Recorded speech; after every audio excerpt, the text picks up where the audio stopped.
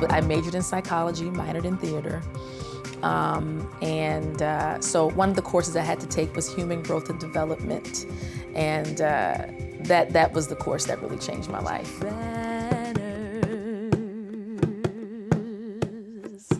Soon will all that dwell on earth be enlisted under these banners.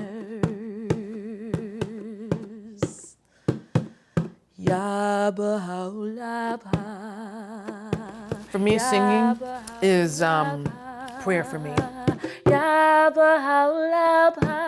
And when I sing, I can feel the presence of the next world. I also enjoy nature, so camping, walking outside, things like that. Honestly, as soon as I got to college, the first thing I thought about was freedom. When I was 15 years old, I experienced great trauma. I actually witnessed my mom get sexually assaulted. When it happened, I was there and I felt powerless. And that's actually when I went into a deep, deep depression.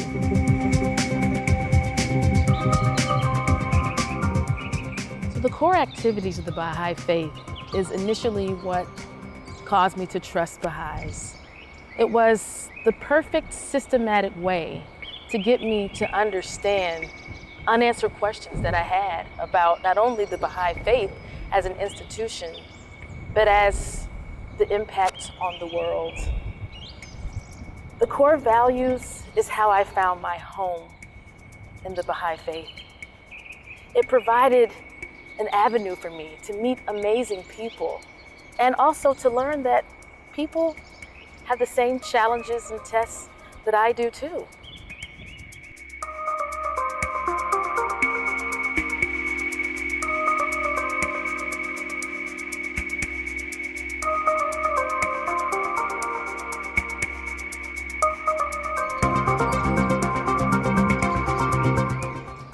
My name is Ursula Keel, and I live in Alexandria, Virginia, just outside of Washington, D.C. I am a mother of a 15-year-old daughter. I am the executive director of a nonprofit organization that provides services, residential services for adults with intellectual disabilities.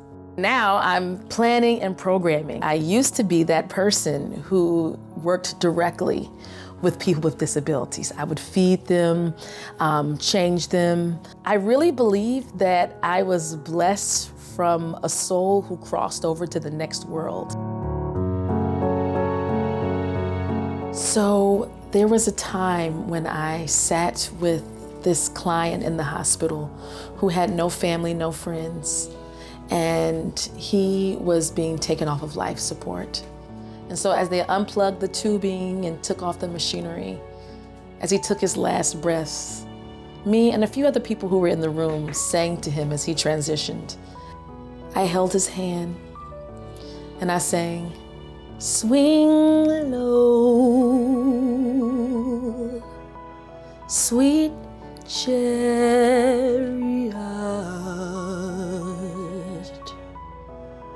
coming forth to carry me home.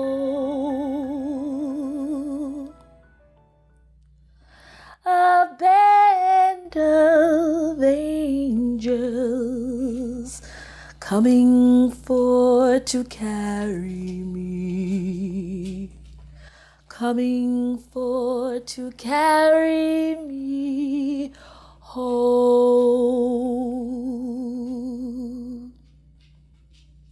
Just like that, he went home. He returned to God.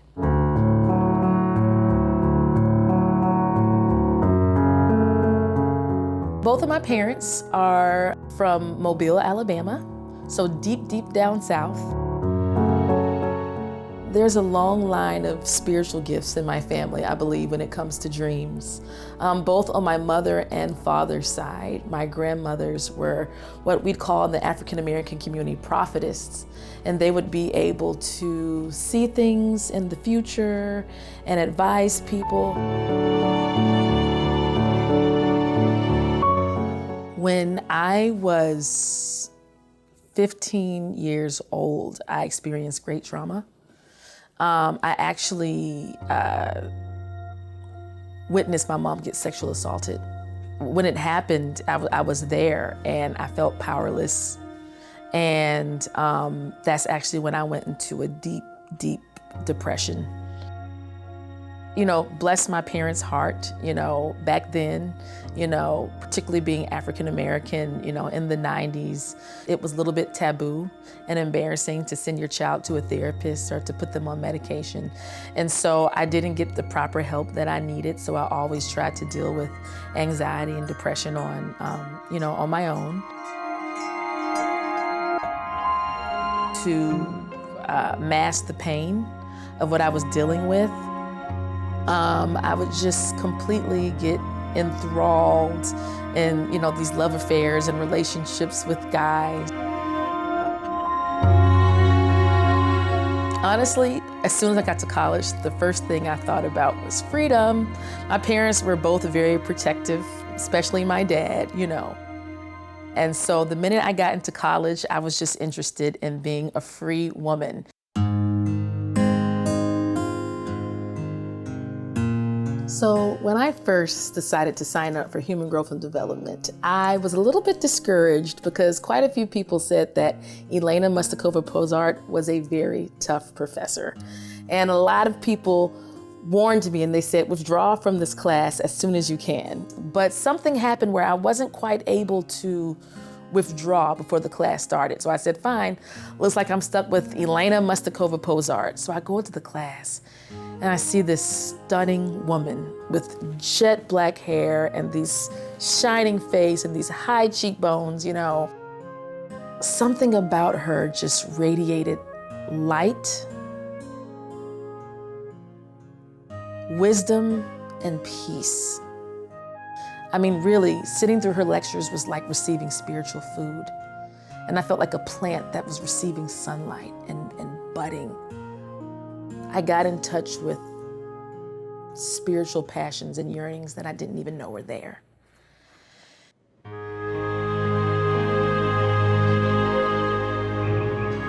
When I learned I was pregnant, I invited my mom over to my college dorm. And I said, Mom, can you sit by me? And she said, sure. And I said, can you hold my hand? And she says, yeah. And I said, well, and she goes, I knew you were pregnant because I had a dream about it. And she said, it's okay. But with my dad, I was terrified. He could have a violent temper, you know? I was my father's pride and joy. And when he learned that I was pregnant, he was very upset. I had no idea of how I was going to tell him, and I felt ashamed because good girls just don't get pregnant before they're married, especially before they get their education. And so when I spoke to my father, I actually spoke to him through a letter. I sat down and took the time to write out about 3 pages of how he was my best friend, how he was a great dad, but how also I made a mistake. He called me infuriated. I could barely make out what he was saying. And he told me, no daughter of mine is going to be an unwed mother. You have got to end this pregnancy.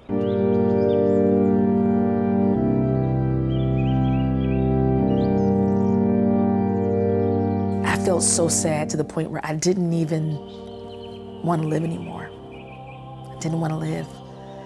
And I found myself down on all floors. And I said, I don't know if I can do this. I don't know if I can go on anymore. This is just too much.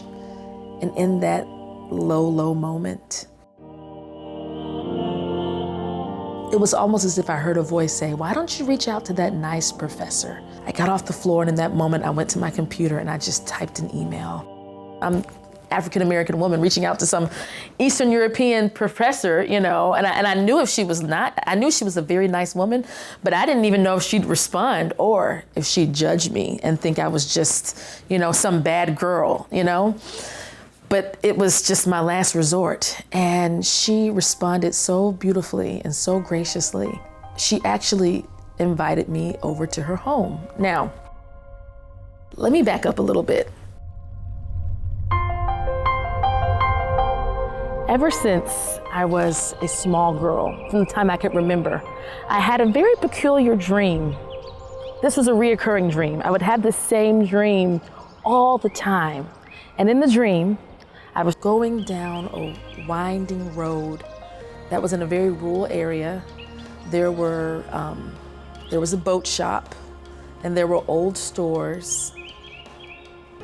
And every time I had this dream, I felt so happy, I felt so at peace, and I felt as if I was traveling towards something good. Well, when Elena invited me to her home for the first time, when I was driving down the road, I noticed it was the same road I had dreamt about all my life.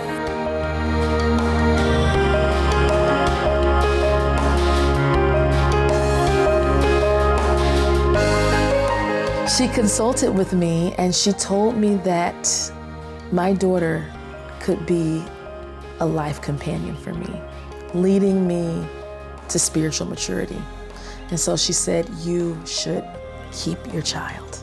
And she was the reason I decided to have my child. She was the reason. And actually, my daughter's middle name is Elaine.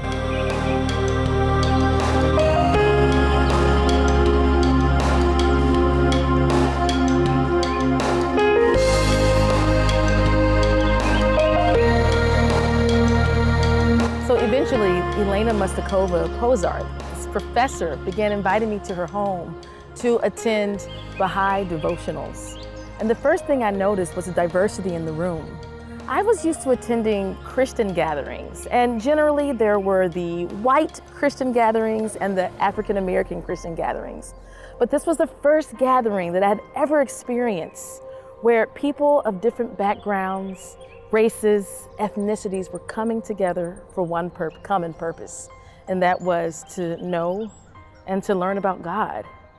I noticed that there was someone from El Salvador, someone from Asia, me, an African American, a white American, an Iranian, so many different people in one room coming together in the most genuine way, in the most sacred space. And that's when I knew, this is real. Baha'u'llah's message is real because this is what Baha'u'llah does. He brings people together who otherwise probably would never know one another. It was so cool. Soon will all that dwell on earth be enlisted under these banners. Soon will all that dwell on earth be enlisted under these banners. Ya Baha'u'llah, Ya Baha'u'llah, Ya Baha'u'llah, Ya Baha'u'llah. The first thing that happened was she invited me to regular weekly devotionals. And then we did study groups. I believe it was Ruhi Book 1 that we did together.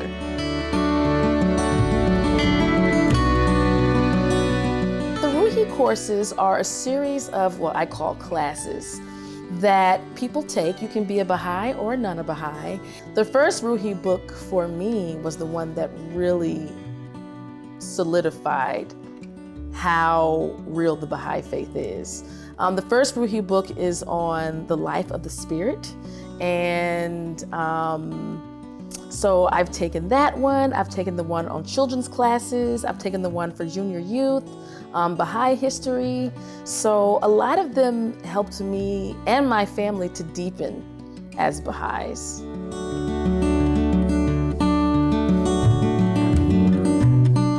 So my daughter had the bounty of being immersed in a children's class from the time she was born. And then once Elena moved on from doing children's classes, I began doing children's classes. And it was spiritual food for me. I don't know who benefited from the children's classes more, the kids or me, because I had so much fun coming up with activities for them to do, teaching them new quotes, singing together. I mean, it was really, really wonderful.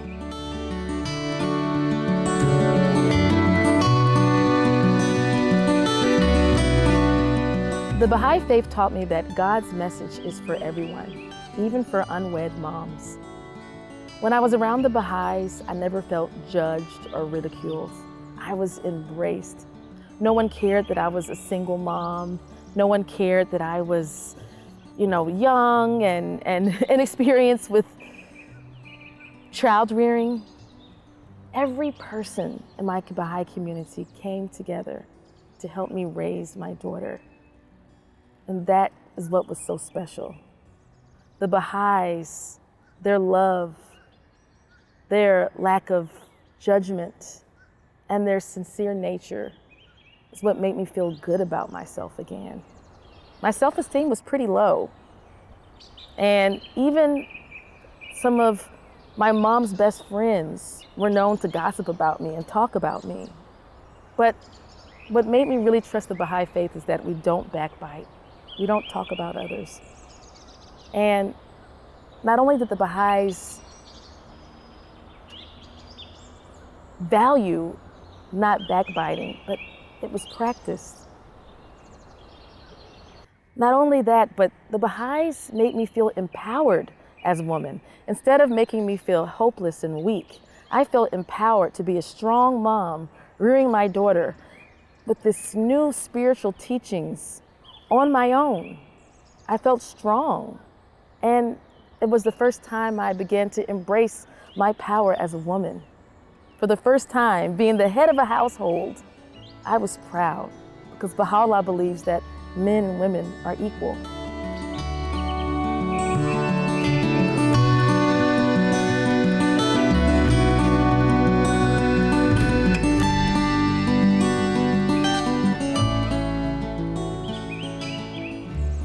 The amazing thing is that through the years, they thought that the Baha'i faith was just a phase. I was going through some kooky young adult phase. But through the years, they see that my heart is cleaved to the faith. And my mother says Baha'i prayers with me. She's gone with me to different Baha'i events. She learned about the life of Baha'u'llah. And so the amazing thing is that sometimes when I'm feeling very down and low and I call for advice, my Christian Southern mom says, well, just think about Baha'u'llah. I mean, he had it so hard. I mean, they locked him up. Him and his family had him in jail. He had to move from one place to the next. And just think about how they did him. I mean, they did him wrong. You can be strong. Just think about Baha'u'llah. And it is beautiful. And even my father, who was a man who would take down the picture of Abdul Baha, recently his closest brother passed away. He requested for me at his brother's funeral to say a Baha'i prayer.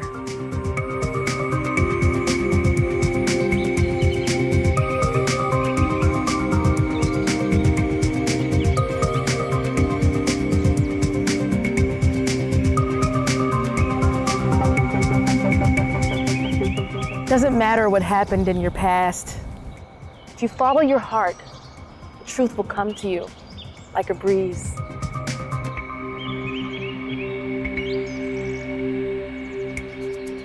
I